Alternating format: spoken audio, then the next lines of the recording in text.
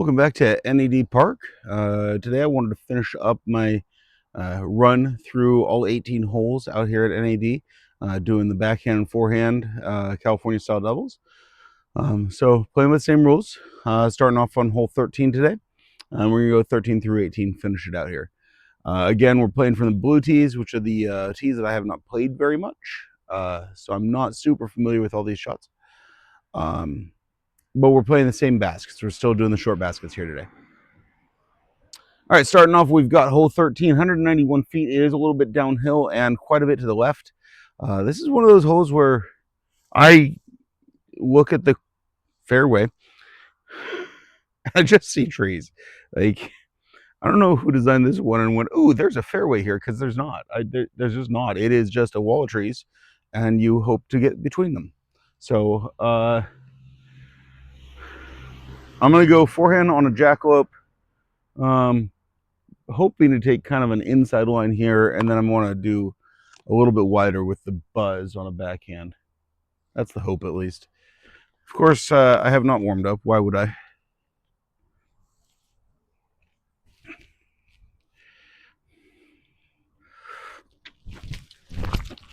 Oh, I'm going to drill that. Yep, going to drill it. Dead center. All right, hopefully I can do better with the forehand.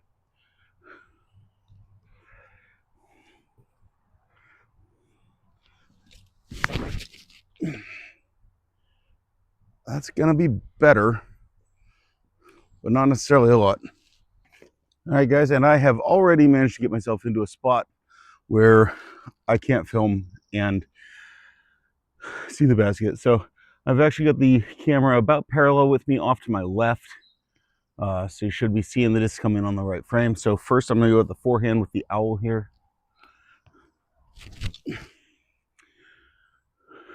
That looks like it's pretty easy. Should be pretty easy from there. And then backhand with the with my, why can I never remember this, proxy. My proxy. Ooh, that might be too far. Yeah, I think I threw that too far. But the first one should be pretty good. All right, honestly, the proxy wasn't much worse than this. About the same distance, it just kind of behind a tree. So I'm going to go with this one.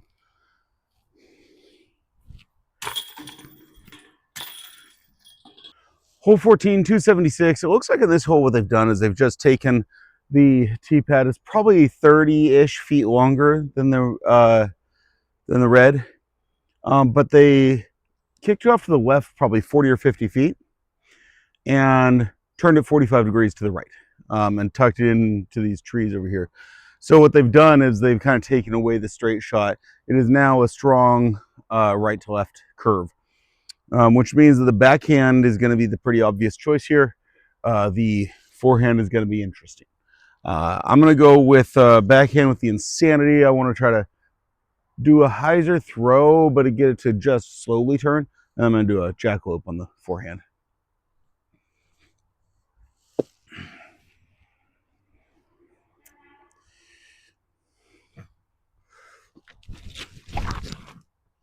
Well, I definitely took that inside of where I wanted, but actually doesn't look like it's going to be too bad.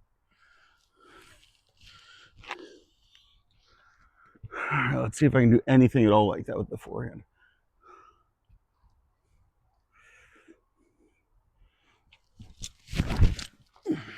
Actually, that doesn't look too bad. Oh, I just knifed myself. So I definitely could have gotten this further. I'm still 80 or 100 feet out. I think I'm going to go owl wide hyzer and throw this one, the proxy and hyzer with the forehand. Or maybe I'll try just going straight up. Oh, that was terrible. Through Anheuser and through straight. And that's not a good combo.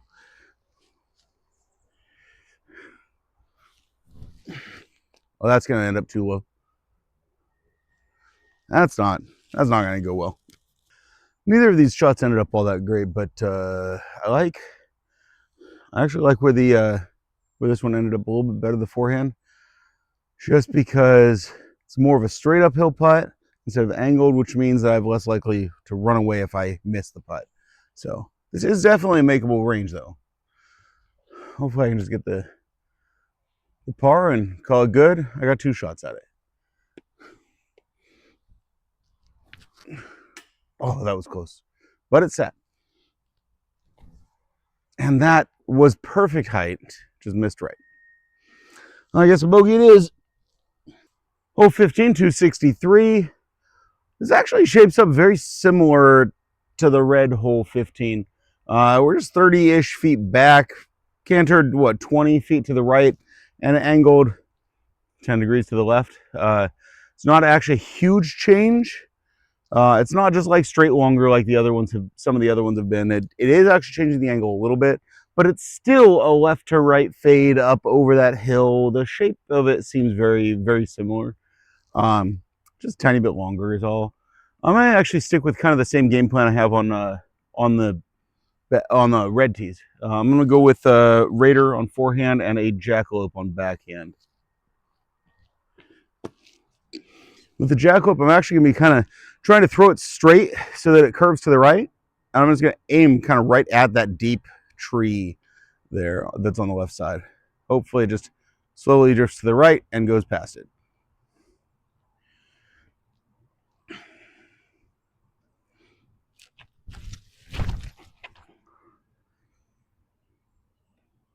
I mean, apparently my aim was on because that was the tree I was aiming at. Just didn't get the drift I was looking for. Not as much, at least.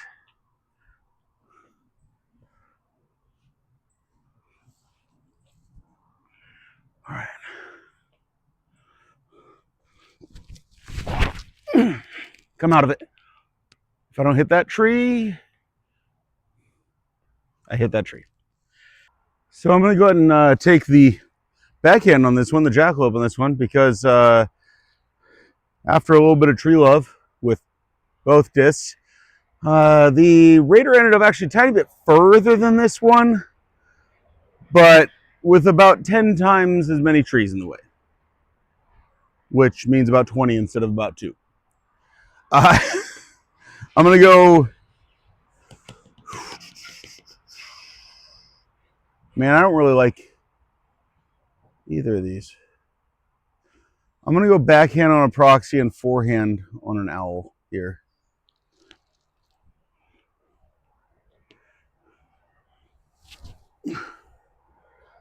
Nope.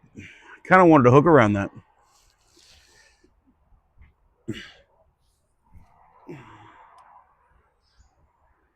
With a little counter skip, I have a tap in there.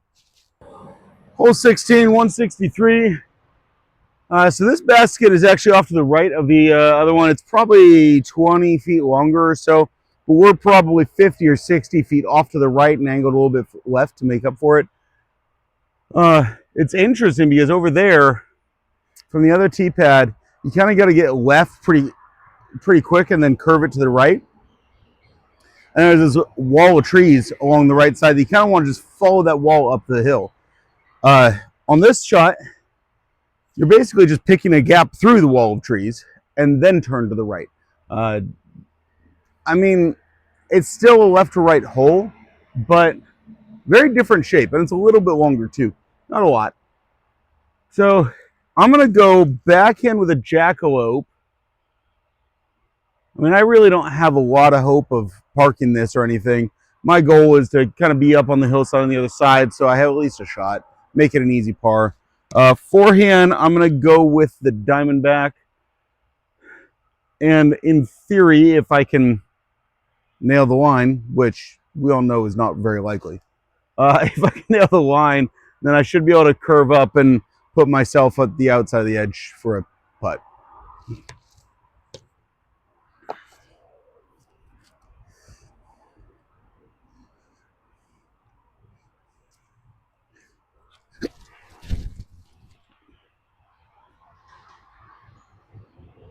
That was probably about the best I could have hoped for on the back end. Again, easy par from there.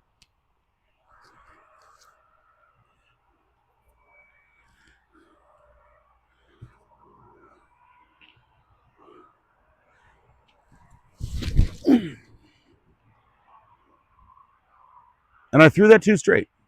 I'm actually right behind the jackalope with that one. This is definitely outside my normal putt range look, but it is a look, and it's uphill, so might as well give it a shot.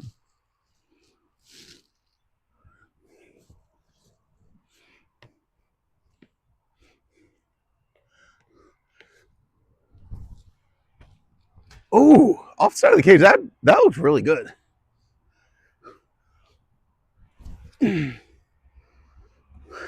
Tried just a little harder, a little too much harder, but that's a tap in either way. Hole 17, 246. I gotta say, it's interesting how this thing's probably 30 feet longer than the red tee that's right over here behind me. 30 or 40 feet longer. Probably 50 feet pushed to the left and angled appropriately, slightly to the right. It surprises me how much this changes the hole, though. Not only are we now just shooting through an absolute tunnel trying to get out, where if you're a little off, you're going to slam into one of these truly massive trees that really don't care about your disc. But it's interesting because the red tee, I see a backhand or forehand line pretty clearly. The forehand line here seems excessively tight. The backhand seems the obvious choice on this one. So, I mean, we're going to try them both anyways, just in case I'm crazy. I'm going to go with an insanity on backhand and a jet on forehand.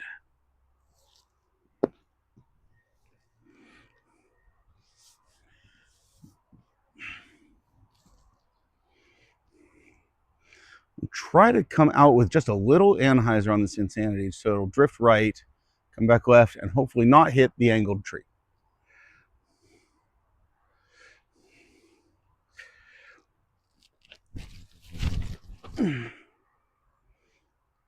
Well, it did exactly that, but I threw too high and I barely got any distance. Means from there, I got a lot of work to get a par. Now, what can I even do with this? I'm going to go jet. I guess I'm hoping I anhyzer and squeak through some of the trees on the left so it'll fade to the right towards the basket.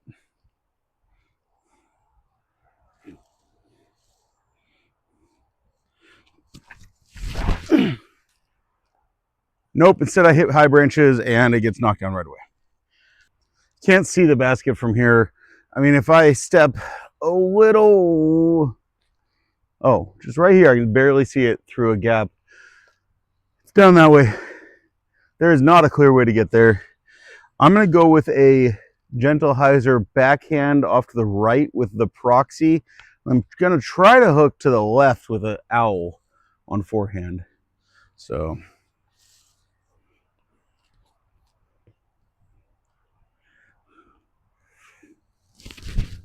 that's terrible because it hit a tree.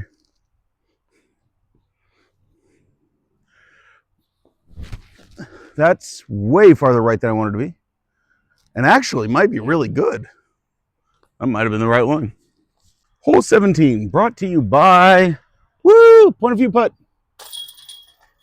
Hole 18, 333. This is a very different hole from the red basket, or from the red tee. The red tee has got to be 80 to 100 feet closer. It's probably 60 or 70 feet to the right and looks straight down a corridor at the basket. I mean, it's just dead straight shot with a little bit of field. Whereas this, yeah, you got a lot in the way before you get to that field. I mean, you're only looking at 120, 150 feet of the stuff, but it's not like it's impossible to carry it. But you got a lot between you and when it gets to the open field. To be honest, at 333 feet, I'm not making birdie anyways. So I'm going to go with an insanity on backhand. Basically, the goal is just to get out into the field. Firebird on forehand. My goal, my hope is to kind of flex it a little bit and let it get out again, out to the field. So I'm definitely questioning my choice of Firebird on forehand.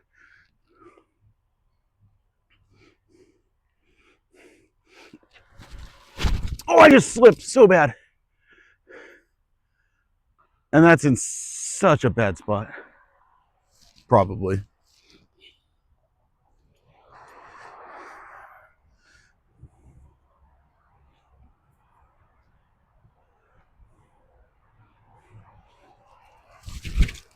Oh, well, I'm going to end up way right. Gosh. Okay, so there's no way I can film this shot. So I'm going to have my phone set up on the path right here, somewhere near my disc golf bag. And that's the path coming out of the red tee. But there is actually the corridor I'm going to go is instead of right here, I'm going to throw this way because right down there is the basket. So it's not even super far. The other shot, this was the forehand. The backhand was in absolute jail. It was pitch out only as an option. So we're going to go for this shot. So coming out right now is going to be my gauge. I'm throwing this on backhand. That was a really awkward feeling shot.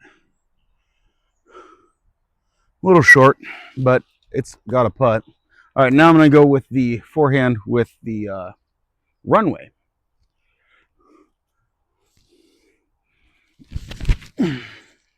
Oh, if it hadn't hit that branch, that was really good. This is walking up to my lie and just thinking, last chance for a birdie for the day. That's not true. This is the last chance to save a par. I'm outside the circle. Well, that's a tap in.